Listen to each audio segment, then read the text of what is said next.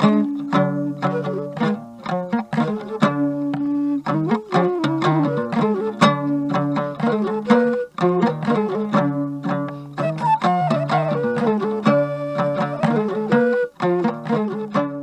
alaikum bandiraɓe heeɗiɓe.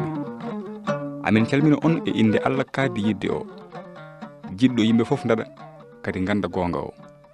Amin jetta Allah no feewi e no newnaniri min artude hande waɗande on yewtere mon lawol peewal. E rogere men yewtude nde en jiino ko bindi annabaɓe ɗi kaali e malaikaji ɗi wondude e seytane. En jangino no Allah tagirno e fuɗɗode ujunnaje e millioŋaji ruhuji ceniɗi inniri ɗumen malaikaji. E nder malaikaji he ina wonno goto ɓurɗo malaikaji keddiɗi ɗi fof hakkille e mbaadi. On malaika wiyeteno ko Lucifer. Kono waɗiɗo ñalawma Lucifer woni e fiitade becce ina yawo Allah e ɓernde mum haa yiɗi heptude jappere Allah nde. Waɗino kadi malaikaji goɗɗi kewɗi cuɓinoɗi rewde e Lucifer e nder bakkar mum he. Hono noon Allah mo wawa jabde lundiɓe ɗum o reewino Lucifer e malaikaji mum bonɗi ɗi. Ɓe natti hejde dow asaman to koɗirka Allah to, sabu ɓe bakkudini. Lucifer watti wiyeede seytane, manam lundiɗo Allah.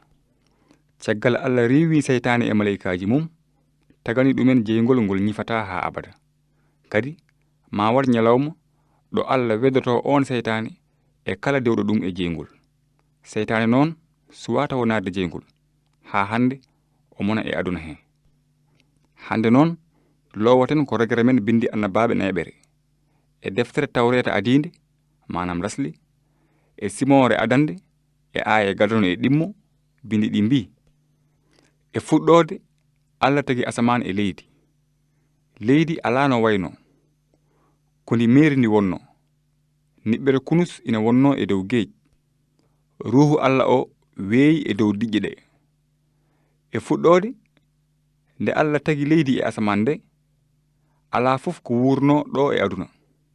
Fof ko ɓodde wotere wonno, te ina niɓɓidno. Allah wonno ko e haajde tagde aade mo ganduɗa ina wawi kañum andude Allah, yiɗa ɗum, ɗofto ɗum ha abada. Kono hade makko tagirde aade anniye makko, tawi o fewni aduna belɗo ɗo aade mo jogori tagde o wawata wurde e kaddinema. Nden noon hande ma en ƴeewno Allah hebliri aduna o ngam aade mo anniyino tagde o. Holi ko bindi ɗi ceetti eno Allah tagiri aduna o.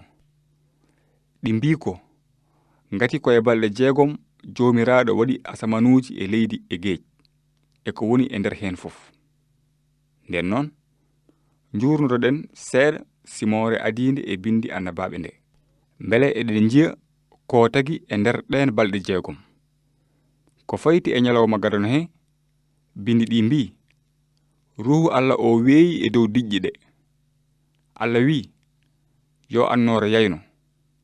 Annore yayni. Allah yi annore ina moƴƴi. O serndi annore nde e niɓɓere nde. O inniri annore nde ñalawma. O inniri niɓɓere nde jamma. Kikiiɗe woodi, subaka woodi, ko ni woni ñalawma gadano woodi. E ñalawma gadano he, Allah rokki yamirore, wi yo annore nde yayno niɓɓere nde. Te kadi Allah yamirino leydi yo won murkulde mawnde e nder weeyo. E nder waktuuji 24 kiɓɓuɗi fof ina yirlo gotol ha arta ɗo wonno. Ko ɗum waɗi jogiɗen ha hande ko foti no waktuuji 12 ñalawma e waktuuji 12 jamma. Allah tagi aduna ha yirloro noon, mbele sernude annore nde e niɓɓere nde. Ko fayti e ñalawma ɗimmo o, bindi ɗi mbi: Allah wi yo turɗu won e hakkunde diƴƴe, yo ndu waɗ diƴƴe ɗe pecce 2. Ɗum woniri noon. O waɗi turɗu, o serndi diƴƴe gonɗe e les turɗuɗe e gonɗe e dow turɗuɗe. O inniri turɗu ndu asaman. Nden noon e ñalawma ɗimmo he, Allah tagi asaman kurɗo aduna o, ko wiyete atmosphére e farayse. Atmosphére ko weeyo jimgo e aduna. hewngu hendu ndu pofoten ndu ko ngon weeyo reeni kala ko woni e aduna e naange nge wondude e musibbaji goɗɗi kewɗi so on asaman wodano neɗɗo wawata wurde e dow leydi e nyalawma tataɓo he Allah tagi geej e leydi njorndi e puɗi kecci keɗoɗe ɗum ɗo ko bindi ɗi mbi Allah wi diƴƴe gonɗe e les asaman ɗe yoɗe ndendu e nokku gooto ko yoori yo feeñ ɗum woniri noon o inniri ko yoori ko leydi o inniri diƴƴe denduɗe ɗe geej o yi ɗum ina moƴƴi o wi yo leydi ndi jibin puɗi kecci huɗo wat ko aawdi leɗɗe baɗe teɓɓitte geɗel fof e leñol mum leñol fof e aawdi mum ɗum woniri noon Allah yi ɗum ina moƴƴi kikiiɗe woodi subaka woodi koni woni nyalawma tataɓo woodi wadde e nyalawma tataɓo he Allah jom tagore o tagi geej o e maaje ɗe wondude e ujunnaje leɗɗe e teɓɓitte mumen e aawdi mumen mango banana kokko dene tamate suppome carotte maaro gawri gerte e ujunnaje leƴƴi nyamele te kala ko tagno kanko Allah o wino ina moƴƴi kala ko Allah sosi kala ko Allah waɗi ina moƴƴi ina weli ina timmi en jiino ko hunde wotere tan woni ko Allah wawa wadde Allah wawa wadde ko boni sabu Allah ko moƴƴo ina wawi woode biiɗo tawde Allah ko moƴƴo holi ko hebbiniri ni aduna bonande holi ko waɗi ngesam moƴƴani hikka holi ko waɗi ɓingelam ina nyawa tawde Allah ko moƴƴo holi ko waɗi bonande ina yalta e ɓernde aade ɗum ko namnal kewngal fayida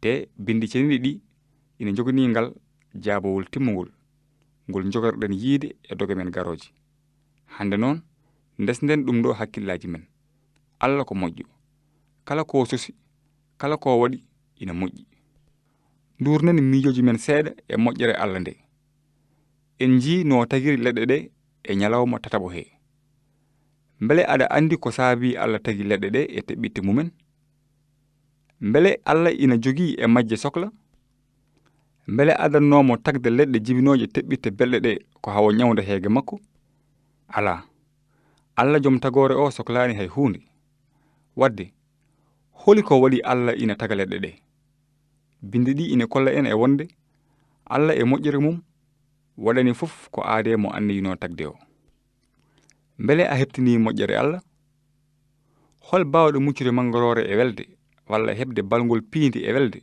tawa yiyani moƴƴere Allah mbele aɗa wawi darde lekki tawa a yiyani joom tagore o sabu so lekki alano e aduna gurdam ma ɓurano ɗo mettude nden leɗɗe e ƴulɓe ngodatano tugaye ngodatano a dañatano ɓuubri ɗo poftiɗa e nguleyki nyalawma ki wondude e brem lefi ɗi cafroriɗa so lekki alano gurdam wodatano ɗo ni e aduna leɗɗe ɗe Allah tagi ɗe ko geɗel gotel tan e nder moƴƴere nde ala keerol nde Allah waɗani en yo en nemo hende Allah yiɗi ko keptinel moƴƴere mum ko ɗum woni ko annabi Dawud windi e Jabura wi meeɗe gandon moƴƴere jomiraɗo o kono noon alay sago jokken sabu saha mo dokkanoɗen o fuɗɗima ngalde e nyalawma nayaɓo he noon Allah wino hundeji jaynotoɗi yo gon e asaman mbele jamma e nyalawma ina certa ɗum wona mandeji mantorɗi nyalɗi mantorɗi balɗe e mantorɗi duuɓi Allah rokku yamirore tan naange nge lewru ndu e koote ɗe puɗi e asaman he Allah haal konngol gotol tan leydi fuɗɗi yirlaade ina taaro naange nde o haalti kadi konngol lewru ndu fuɗɗi taaraade leydi ndi ina woodi goɗɗum ko poɗɗen laɓɓinde ɗo holko Allah naftori haa tagi dendaangal ko woni e aduna ko holko bindi ɗi kaali e ɗum ɗi mbi ko hoolaare famni en aduna tagira ko konngol Allah ko yiyete ko tagira koko yiyetaake ko e fuɗɗode konngol Allah ina wodno ngol wonduno ko e Allah konngol Allah ngol wonno e fuɗɗode ngol wonduno ko e Allah ko kangol huunde fof tagira hay huunde e ko woodi ko tagiraka ko wona kangol. En jangino ɗum ɗo ha gasi. E ñalawma gadano o Allah wino yo annore wood tan annore woodi. E ñalawma ɗimmo o Allah wino yo weeyo wood tan weeyo woodi. E ñalawma tataɓo o Allah haalino te ko haalno ko woodi e ko way noon. Holi ko Allah naftori ha tagi dendagal ko woni e aduna ko? Ala ko naftori so wona kongol makko. Allah haalanno tan ko haali ko wooda. Allah tagiri huunde fof ko kongol mum. Ha hande ne kay Allah tambori huunde fof ko kongol mum cembolingol ngol. Ko kongol Allah ngol waɗi ha naange nge lewru ndu e koode ɗe dari dow tawi costata. Ko kongol Allah ngol waɗi ha naange ina fuɗa ina muta. Kala ñalawma beɗɗo mettanno emen no feewi sinno en gandano ma weet walla ala. Ko Allah yamiri naange nge yo fut ina muta. Te ko noon nge waɗata. Bindi ɗi mbi Allah ko aadiyanke. O ñamtata kongol makko muk. O waylota ko muk. Kongol joomiraɗo ngol woodat ha abada. E ñalawma jeyoɓo he Allah tagino ujunnaji leƴƴi liɗɗi e ndiwri. Bindi ɗi mbi Allah wi yo diƴƴe mbat kullon ndiyam ngurkon ha keewa. Yo ndiwru diw e dow leydi e asaman. O tagi ngarumaji ndiyam kañumen e kullon ngurkon e ndiyam. Kon diƴƴe jaltinta kon fof. Geɗal fof e leñol mum. O tagi kadi ndiwri fof. Geɗal fof e leñol mum. O yi ɗum ina moƴƴi. Allah waɗi e majji barke. O wi njeeñe keewe kebbine geecuuji yo ndiwri heew e dow leydi. Kikiiɗe woodi subaka woodi. Koni woni ñalawma jeeɓo woodi. E ñalawma jeegomo he Allah tagi mumon mum wondude e aade. Kono en dañtorta jurnaade hen hande. Nden noon e rogere men arore so weli Allah ma en cunnu no moƴƴi ko bindi ɗi mbi eno Allah tagiri neɗɗo gadano o. E rogere men hande he en jii moƴƴere Allah nde. En jangi ɗum ɗo ko annabi Dawda windi. Meeɗe ngandon moƴƴere joomiraɗo o. Mbele e goonga a meeɗi moƴƴere Allah? Ñande fof eɗen dakmito ñameele. Kono tagɗo neɗɗo ina rokka ɗum nguura o ko ni wi. Neɗɗo wona mburu tan wuurata. Wuurata ko kala haala ngummika e Allah. Neɗɗo wona ɓandu tan. Ina jogii ruuhu. Te alay sago ruuhuji men nguura kongol Allah ngol. Haala Allah ka ina heewi nafoore. Kono sa yiɗi andude ɗum ko ma ɗomɗaka.